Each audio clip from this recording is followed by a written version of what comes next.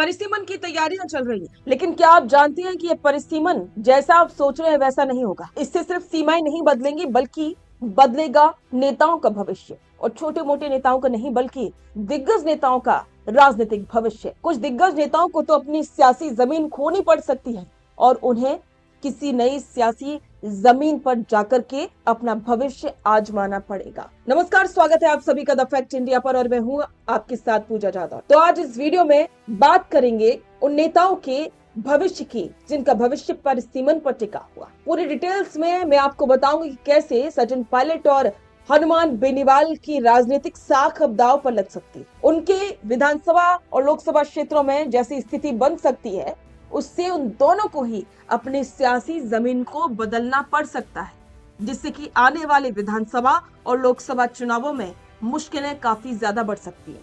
तो चलिए इस वीडियो में आपको बिल्कुल डिटेल्स में बताती हूँ कि परिसीमन से क्या कुछ बदल सकता है। राजस्थान की सियासत में आने वाले सालों में एक ऐसा तूफान आने वाला है जो सूबे के बड़े बड़े धुरंधरों का राजनीतिक भविष्य बदल कर रख देगा। हम बात करें आगामी लोकसभा परिसीमन की। परिसीमन यानी कि लोकसभा और विधानसभा क्षेत्रों की सीमाओं का नया निर्धारण, आबादी के बदलते आंकड़ों और SC/ST सीटों के नए समीकरणों के बाद राजस्थान की राजनीतिक बिसात पूरी तरह से बदलने वाली। तो चलिए अब हम विस्तार से इस पर बात करते हैं। सीटों में संभावित बढ़ोतरी की बात करें तो देशव्यापी परिसीमन के बाद राजस्थान में वर्तमान की 25 लोकसभा सीटों की संख्या बढ़कर के काफी ज्यादा होने की उम्मीद है। आबादी के अनुपात में अनुसूचित जाति और अनुसूचित जनजाति के लिए आरक्षित सीटों का दायरा और उनकी सीमाएं पूरी तरह से बदल जाएंगी।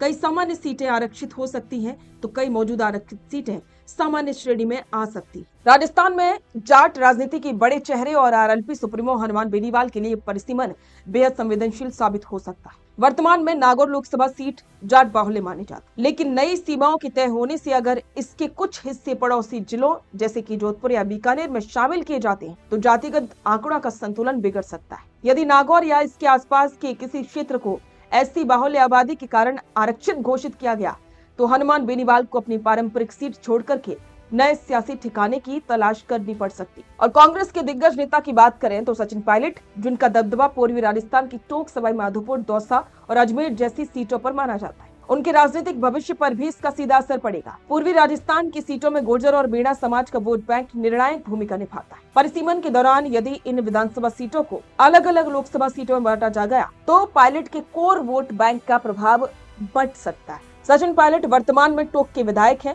अगर परिसीमन में टोंक लोकसभा सीट के समीकरण बदलने की गुंजाइश हुई तो इस सीट SC/ST रिजर्वेशन के दायरे में आई तो पायलट को अपने लोकसभा के लिए, भविष्य के लिए और विधानसभा के लिए भी नए सिरे से रणनीति बनानी होगी। साफ है कि परिसीमन सिर्फ सीमाओं का बदलना नहीं है, बल्कि ये किसी भी नेता की सालों की बनाई गई जमीन को एक झटके में हिला के रख सकता है। जहाँ कुछ नेताओं के लिए नई संभावनाएं लेकर के आएगा तो वही हनुमान बेनीवाल और सचिन पायलट जैसे जमीन से जुड़े नेताओं के लिए अपने पारंपरिक गढ़ों को बचाए रखना एक बड़ी चुनौती होगा। तो अब तो आप समझ ही गए होंगे कि परिसीमन सिर्फ सीमाओं के बदलने तक सीमित नहीं है, इससे राजनेताओं का भविष्य तय होगा और बहुत से नेताओं को तो बहुत मुश्किल हो सकती है, क्योंकि जो सियासी जमीन उन्होंने वर्षों से बनाई है वो जमीन उनके हाथ से जा सकती। आपको क्या लगता है, क्या परिसीमन बहुत से नेताओं के लिए मुश्किल खड़ी करेगा? अपने विचार कमेंट बॉक्स में जरूर साझा करें और बने रहें द फैक्ट इंडिया के साथ। बेहतरीन पॉडकास्ट सेटअप्स, शानदार चैनल रीच, जबरदस्त सोशल मीडिया प्रेजेंस के साथ द फैक्ट इंडिया के जरिए बढ़ाइए अपना व्यापार। न्यूज वीडियोस में एलबेंट हो या फिर हर न्यूज की शुरुआत में हो आपके एड्स, फेसबुक पर आपके बिजनेस प्रमोशन वीडियोस और ग्राफिक्स हो या फिर इंस्टाग्राम पर कोलैबोरेशन के साथ रील्स, सब कुछ मिलेगा आपको द फैक्ट इंडिया पर। तो आज ही DM करें इंस्टाग्राम पर, व्हाट्सएप के नंबरों पर मैसेज करें और अपने व्यापार को दें ऑर्गेनिक प्रमोशंस की ताकत, सिर्फ द फैक्ट इंडिया न्यूज के साथ।